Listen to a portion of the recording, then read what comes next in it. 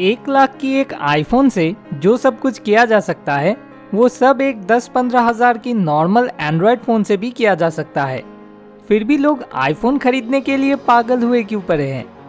अगर आप इस चीज़ को रैशनली सोचोगे तो जो चीज़ मुझे 10-15 हज़ार में मिल रहा है वही चीज़ 1 लाख खर्चा करके खरीदने के पीछे कोई लॉजिक नहीं बनता है। लेकिन हकीकत यह है कि हम इंसान रैशनल नहीं बल्कि इमोशनल जीव है।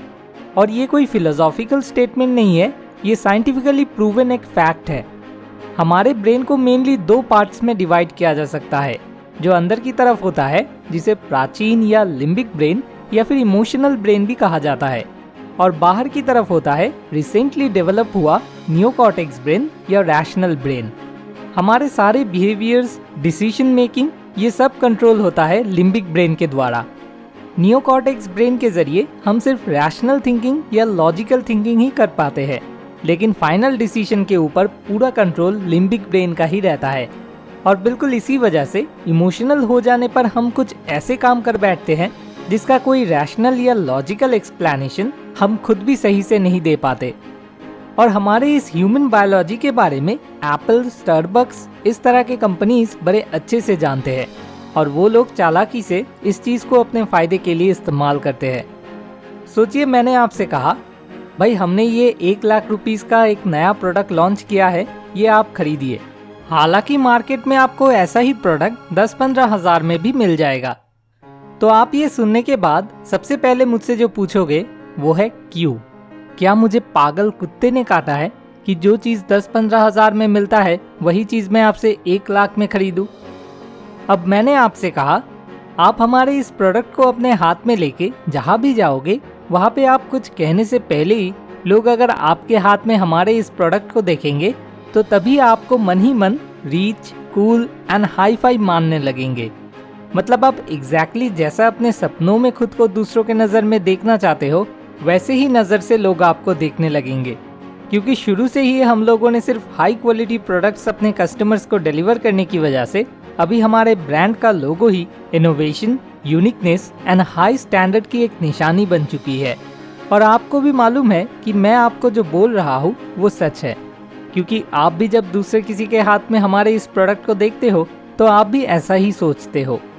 तो आपको अपने क्यों सवाल का एक ऐसा जवाब मिल गया जिसे आपके अंदर एक स्ट्रॉन्ग इमोशन, एक स्ट्रॉन्ग डिज़ायर पैदा हो गया। अब आप जो डिसीजन लोगे वो शायद आप खुद भी लॉजिकली सही से एक्सप्लेन नहीं कर पाओगे। और इसीलिए अगर आप किसी से या खुद से कोई काम करवाना चाहते हो तो फिर हमेशा क्यों सवाल से शुरू कीजिए। और जब तक कि ना आपको इस सवाल का कोई ऐसा जवाब नहीं मिल जाता जो कि आपके अंदर एक स्ट्रॉन्ग इमोशन, एक स्ट्रॉन्ग डिज़ायर ट्रिगर नहीं कर देता, तब तक उस काम को करना शुरू ही मत कीजिए।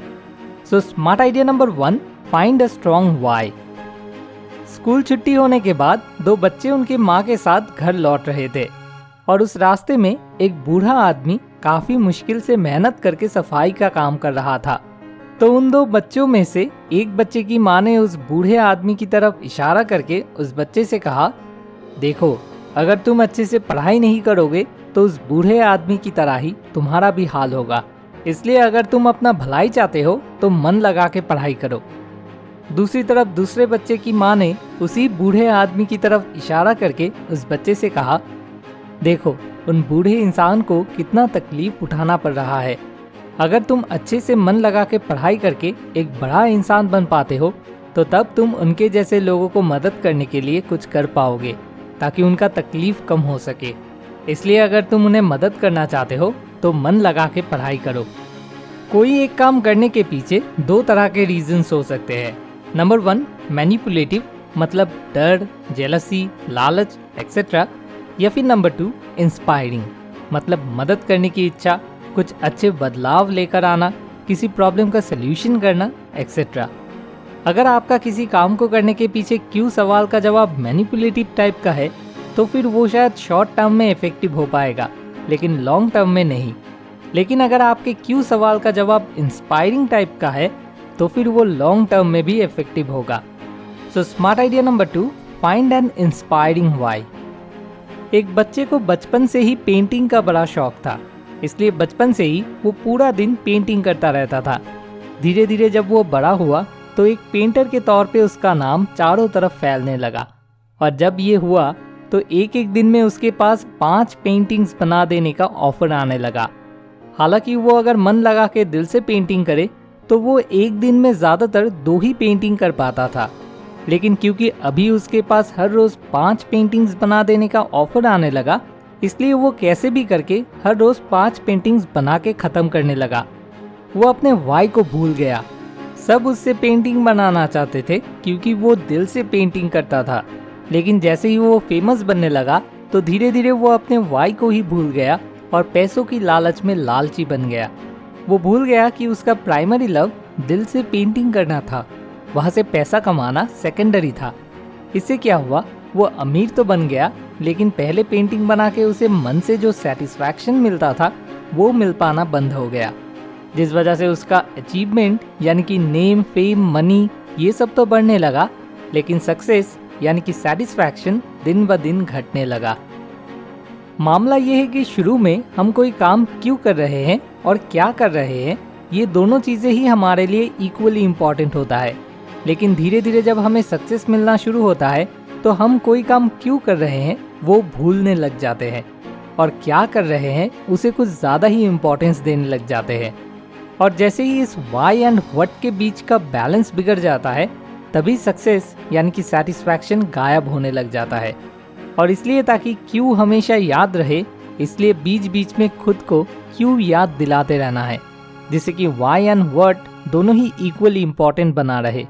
क्योंकि ये बात तो सही है कि पैसे से खुशी नहीं खरीदा जा सकता, लेकिन खुश रह पाने के लिए आसपास जैसा एनवायरनमेंट होना चाहिए वो बना के रखने में पैसा काफ़ी मदद करता है।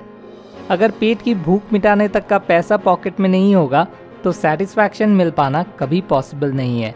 इसलिए सक्सेस एंड अचीवमेंट दोनों ही इक्वली इम्पॉर्टेंट है। So smart idea number 3, remember your why. ये चीज़ें मैंने साइमन सिनेक का लिखा हुआ स्टार्ट विथ वाई बुक से सीखा है। अगर आप इस बारे में इंटरेस्टेड हो तो फिर इस वीडियो के डिस्क्रिप्शन में दिए हुए लिंक से जाकर इस बुक को खरीद सकते हो, ताकि इस वीडियो की हर एक बात आपको हमेशा याद रहे।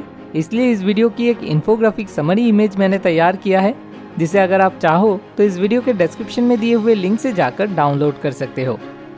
अब मैं हमारे one of the highest donors Arijit Sikdar को दिल से थैंक्स कहना चाहता हूँ। अगर सोल्यूशन फॉर लाइफ प्रॉब्लम्स की वीडियोस देखकर आपको सच में कुछ मदद मिल पाया है और आप भी हमें सपोर्ट करना चाहते हो, तो फिर इस वीडियो के डिस्क्रिप्शन में दिए हुए लिंक से जाकर आप भी हमें सपोर्ट कर सकते हो। अब आखिर में आपसे एक छोटी सी रिक्वेस्ट, प्लीज़ इस वीडियो को अपने WhatsApp status and Facebook story पे शेयर कीजिए। Wish you all the very best. इस वीडियो को बिल्कुल आखिर तक देखने के लिए आपका बहुत बहुत शुक्रिया।